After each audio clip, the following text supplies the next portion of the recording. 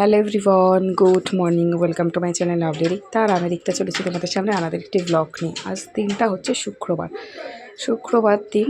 সকালবেলায় 4:30টার সময় যেমন উঠি তেমন উঠে বাসি কাজ সেরে স্নান করে সুরজিৎকে চা করে ওকে দোকানে পাঠিয়ে দিয়ে আমি বসেছি পুজো দিতে। সকাল সকাল পুজোটাও সারা হয়ে গেছে। এরপরে তো রান্নাঘরে যাব, রান্নাবান্না করব। গতকাল যেহেতু প্রেমানন্দ মহারাজের জন্মদিন গেছে, তো সেই উপলক্ষে প্রেমানন্দ মহারাজকে একটা মালা পরানো হয়েছিল, তো সেই মালাটাই রয়েছে। আর আমিও আকন্দ ফুল ছিল অনেকগুলো, বাড়ি থাকবো না বলে, তাই আকন্দ ফুলের মালাগুলোও বাবার মাথায় আর মায়ের মাথায় দিয়ে দিয়েছি। পুজোটা সেরে নিয়েই দুষ্টুকে ঘুম থেকে উঠাবো, ও যাবে স্কুলে, তো সেজন্যই পুজোতে বসার আগে ভাত বসিয়ে দিয়েছিলাম। তো ভাতটা হয়ে গেছিলো, ভাতও বসিয়ে দিয়েছি। দুষ্টু হরলিক্স খাবে, সেই হরলিক্সের জন্য দুধটা তুলে নিয়ে বাদবাকি দুধে মেয়ের সেরেলাক্সটা জাল দিতে, যেটা হোমমেড আমরা বানিয়ে থাকি, সেটাই করতে শুরু করলাম। বাইরের এত খারাপ মেঘলা ওয়েদার, মাঝে মাঝে রোদ হচ্ছে, মাঝে মাঝে হাওয়া দিচ্ছে, আবার মাঝে মাঝে মেঘ করে আসছে। দুষ্টুকে খাইয়ে দাইয়ে দিয়েছি। ভাতের মধ্যে ডিম সিদ্ধ ছিল, ডিম সিদ্ধ, বিস্কুট, হরলিক্স সব খেয়ে দিয়ে দিয়েছি। হাতে দুটো বিস্কুট অলরেডি ওর রয়েছে, ও খাচ্ছে। আর চলে এসছে কিন্তু এখন গাড়ি, ওকে গাড়িতে তুলে দেবো। এরপরে কিন্তু মিষ্টুর জন্য তো সেরেলাক্স তৈরি করাই আছে, কারণ ও উঠে গেলে ওর খিদে পেয়ে যাবে, তো সেই জন্য ওটাও তৈরি করে দিয়েছি। ঘরে আসার সাথে সাথেই দেখছি যে মিষ্টি উঠে গেছে। তার মিষ্টি উঠে যেহেতু মশারি ছিল, মশারির ভিতরেও খেলা করছিল। আমি এক মশারির মাথা খুলতে গিয়ে দেখছি যে মশারির ওপরে কত মশা মরে পড়ে আছে। কিছু কিছু তো মরে গেছে, কিছু কিছু জ্যান্তও আছে, তো সেইগুলো নিয়েই একটুখানি নাড়াচাড়া করছিলাম আর তোমার সাথে শেয়ার করে দিলাম। ওকে সেরেলাক্সটা দিয়ে দেবো, তার আগে ভাবলাম একটু রান্নাটাও এগিয়ে দিয়ে যাই। ও বসে বসে টিভি দেখছে, বিছানাটা তুলে ওকে টিভি ছেড়ে দিয়েছি। তো আজকে যেহেতু ডালিয়া করবো না, শুধুমাত্র সকাল আর দুপুরে রান্না হবে। রাত্রিরে তো মার কাছে ভাইয়ের জন্মদিন বার্থডে পার্টি উপলক্ষে তোমরা টাইটেল থাম্বনেল থেকে বুঝেই গেছো, সেইটার ইনভিটেশন রয়েছে। তো মাছের তেলটার জন্য সকাল সকাল করে নিলাম, যাতে সকালবেলা সুরজিতের খাবারটা পৌঁছে দিতে পারি, কারণ ডালিয়া যেহেতু আজকে হচ্ছে না। আর এদিকে করলাম কাঁচকলা আলু দিয়ে মাছের ঝোল, কাতলা মাছ ছিল। আর আমি একটু চাটা গরম করে নিলাম, সেই যে চাটা করে রেখে দিয়েছিলাম, সুরজিৎ খেয়ে যাওয়ার পরে আমারটা ছিল।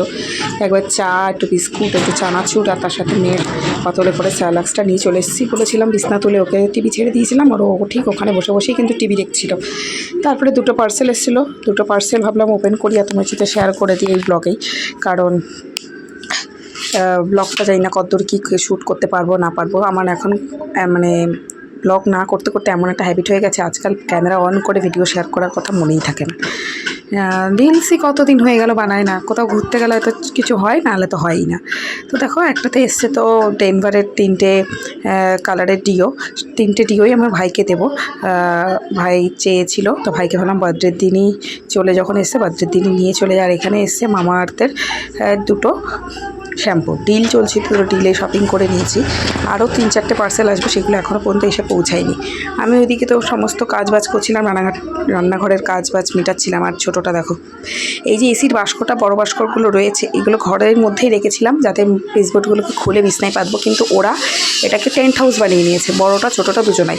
আর ছোটোটার খেলার ঢংটা দেখো, আমি বারবার ফ্ল্যাশ অফ করব অন করব, ও কিন্তু ওইভাবে দাঁড়িয়ে থাকবে, আর ও কিন্তু ওইভাবেই আমার সাথে উকি মেরে মেরে খেলা করতেই আছে।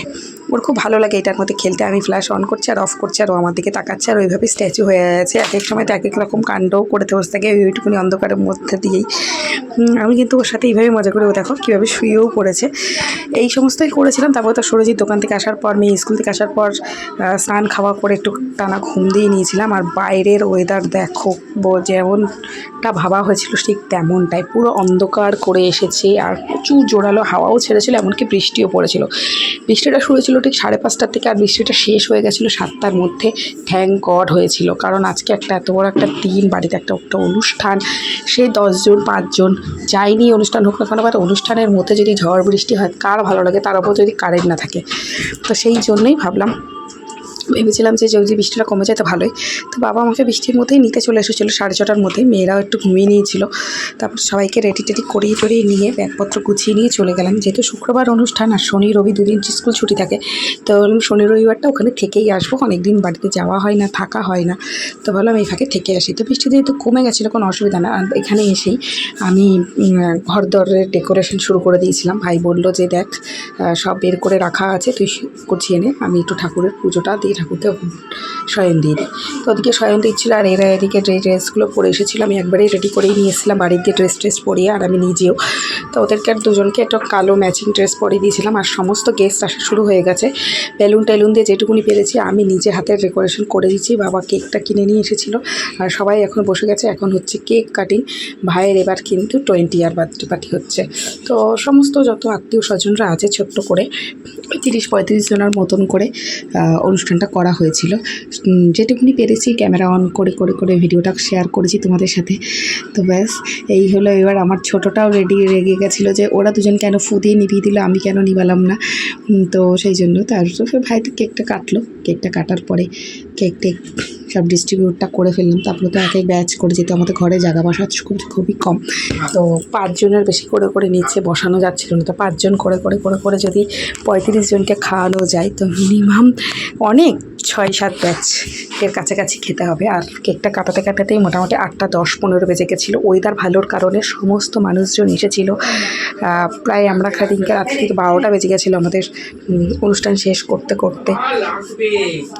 তোমাদের কেমন লাগছে আজকের ব্লগটা অবশ্যই কিন্তু কমেন্টস করে জানিও। অনেকদিন পর তোমাদের সামনে কিন্তু একটা ব্লগ নিয়ে এসেছি। আর তোমার সবাই কেমন আছো? আজকে সব ভালো আছো আর আমিও কিন্তু ভালোই আছি। আর সবাই আমার ভাইকে আশীর্বাদ করো যেন ও খুব ভালো থাকে। এই ছাড়া আর কি চাইবো? এই ছাড়া এই আশীর্বাদ। মাসি এসছে, আমার বোন এসছে, বোনের শাশুড়ি এসছে, আমার 2 মামা 2 মামি, তাদের ছেলে মেয়ে। তারপরে গান চালিয়ে দেওয়া হয়েছিল ব্লুটুথ বক্সে। তো গানের আন্দাজে কিন্তু দেখো আমার 2 মেয়ে, আমার বোনের মেয়ে, তারপরে আমার মামার মেয়ে সবাই কিন্তু নাচ গান করতে শুরু করে দিয়েছিল। এই যে আমার মামার মেয়ে, আর এখানে বৌদি বসে আছে, ভেতর বাইরে দাদা বসে আছে। তো সবাইকে কেক টেক দিয়ে দিয়েছিলাম। সবাই নাচ গান এই সমস্ত দিক থেকে ছিল। তারপরেই কিন্তু আস্তে আস্তে খাবার ব্যাচ বসে গেছিলো। ওখানে মাসি বসে আছে। তো নাচ গান হচ্ছিলো। এই নাচ গান দেখতে দেখতেই ব্যাচের পর ব্যাচ বসতে শুরু করেছিল। প্রত্যেকটা ব্যাচের ভিডিও করা সম্ভব হয়নি, কারণ মার হাতে আমি একটু হেল্প করছিলাম। লাস্টের দিকে এসে আমি বসে পড়েছিলাম, তখন আর ভিডিওটা পারলাম। এইবার ভিডিওটা করি। এখানে যেগুলো রয়েছে এগুলো কিন্তু সব আমার মার বাবার বন্ধুবান্ধবদের ব্যাচ।